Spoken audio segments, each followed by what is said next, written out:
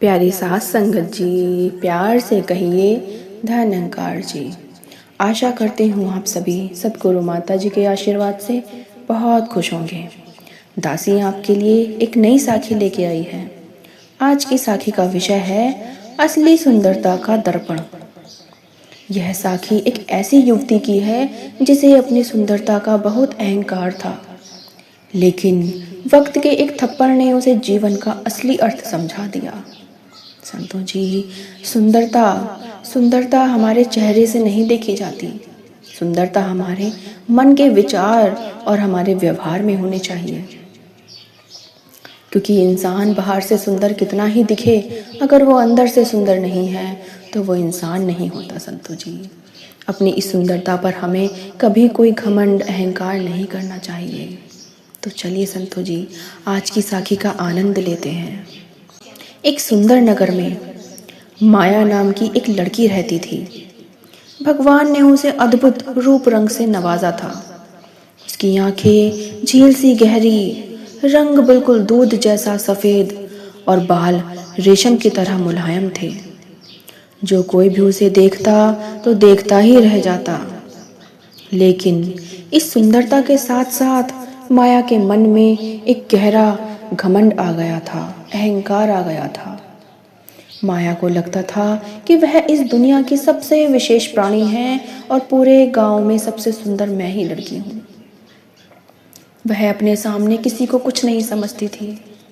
वह अक्सर अपनी सहेलियों का मजाक उड़ाती और गरीब या कम सुंदर दिखने वाले लोगों से सीधे मुंह बात भी नहीं करती थी। उसकी माँ उसे अक्सर समझाती कि बेटी, रूप तो ढलती छाया है, आज है कल नहीं। इंसान की असली पहचान उसके गुणों और उसके व्यवहार से होती है, चेहरे से नहीं बेटा। ऐसा अहंकार मत कर। जीवन में आगे दुख मिलते हैं, परंतु माया अपनी माँ की बातों को अनसुना कर देती। वह कहती, माँ, दुनिया झुककर मेरा स्वागत करती है क्योंकि मैं इतनी सुंदर हूँ कि पूरे गांव में कोई मेरे जैसा सुंदर नहीं है।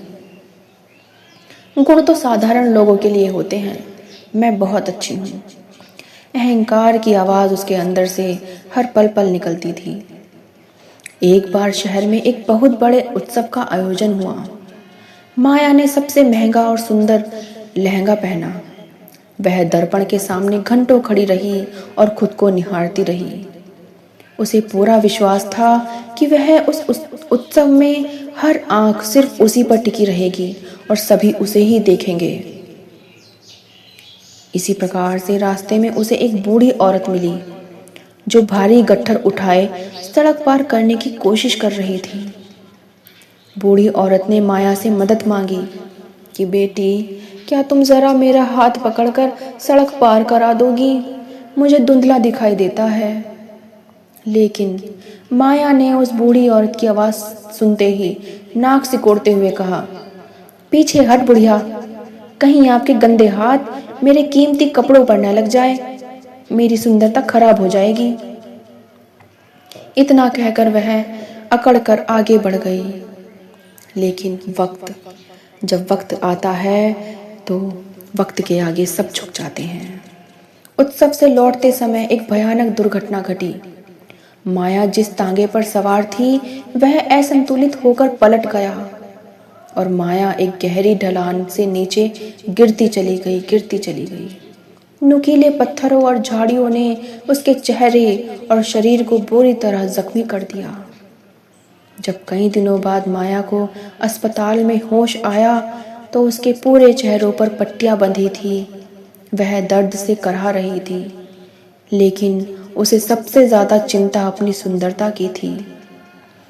संतों महापुरुषों जी, जब उसकी पट्टियां खुली तो माया ने शीशा मांगा कि मुझे सबसे पहले शीशा दो, मुझे अपना चेहरा देखना है, मुझे अपनी सुंदरता देखनी है।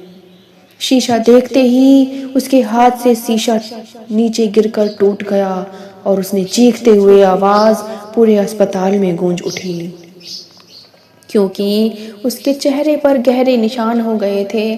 उसकी एक आंख के पास की त्वचा पूरी तरह झुलस चुकी थी। अब वह सुंदर माया नहीं रही थी। जिसे देखकर लोग रुक जाया करते थे, अब वो ऐसी सुंदर नहीं बची थी। तो संतों जी, ये जो भगवान होता है, इंसान को उसके कर्म के अनुसार उसको फल दे देता है। ऐसा अहंकार काम नहीं आता, हमें नुकसान ही पहुंचाता है।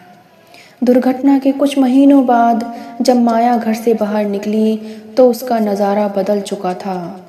जो दोस्त कल तक उसकी चापलूसी करते थे, अब उन्होंने उससे किनारा कर लिया था। कोई उसे देखकर सहानुभूति तो दिखाता, पर कोई पास नहीं आता। जिन लोगों का उसने मजाक उड़ाया था, वे अब उसे देखकर अपना रास्ता बदल लेते हैं। इस सब को देखकर माया गहरे डिप्रेशन में चली गई। उसे समझ आ गया कि जो लोग उसके साथ थे, वे उससे नहीं बल्कि उसकी सुंदरता से प्यार करते थे। वह अब अकेली रहती थी, हर टाइम अकेली रहती थी। अब एक नई शुरुआत होती है। एक दिन माया गुमसुम पार्क में बैठी थी। तभी उसे वही बूढ़ी औरत उसके पास आई जिसकी मदद करने से माया ने इनकार किया था। बूढ़ी औरत ने माया के सिर पर हाथ रखा और कहा, बेटी, दुखी मत हो। चेहरा तो मिट्टी का बना है, इसे एक दिन मिट्टी में ही मिलना है। लेकिन जो आत्मा सुंदर होती है, उसे वक्त का कोई भी घाव नहीं छू सकता। माया की आंखों में आंसू आ गए। उसने रोते हुए उस दिन की बात पर उन बूढ़ी अम्मा से क्षमा मांगी। उस दिन से माया बदल गई। उसने अपना चेहरा को ध्यान नहीं दिया। अपने चेहरे को चमकाने के बजाय दूसरों की मदद करने में लगाया उसने अपना समय। उसने अनाथ बच्चों को पढ़ाना शुरू किया और बीमारों की सेवा की। तो संतों महापुरुषों जी, अब माया बिल्कुल अब बदल गई। धीरे धीरे लोगों ने माया के चेहरे के निशानों को देखना बंद कर दिया। अब लोग उसे उसके सुनहरे दिल के लिए जानने लगे। अब वह पहले से कहीं ज़्यादा खुश रहने लगी।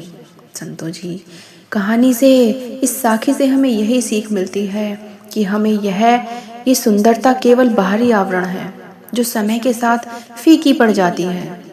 घमंड इंसान की सबसे बड़ी कमजोरी है। असली सुंदरता हमारे चरित्र, दया और व्यवहार में होती है। जो व्यक्ति अपने रूप पर घमंड करता है, वह अंत में अकेला रह जाता है। लेकिन जो व्यक्ति अपने गुणों को निखारता है, वह अमर हो जाता है। इसीलिए कभी भी अपनी सुंदरता पर अहंकार न करें, क्योंकि वक्त को उसे छीनने में एक पल भी नहीं लगती। संतों जी, ये सद्गुरु मालिक जो होता है, अपने बच्चों को अकल सिखाने के लिए कुछ भी कर सकता है। संतों जी, हमें इसके इशारे पर रहना है। हमें कभी अपनी किसी भी चीज़ पर घमंड नहीं करना चाहिए। ये सुंदरता हो या अपना घर परिवार हो या फिर धन दौलत हो, किसी भी चीज़ पर ऐसा घमंड नहीं करना चाहिए। क्योंकि मालिक जब देता है तो छप्पर फाड़ कर देता है, और जब मालिक लेता है तो कण कण से रुई उधेड़ धुड़ कर सब कुछ ले लेता है। संतों जी, ये साखी आपको कैसी लगी संतों महापुरुषों जी? दासी को कमेंट में ज़रूर बताएं और दासी के चैनल को लाइक, शेयर, सब्सक्राइब कीजिए। दासी आपके लिए और अच्छी साखी लेके आएगी। प्यार से कहिए संतों जी, धन्यकार जी।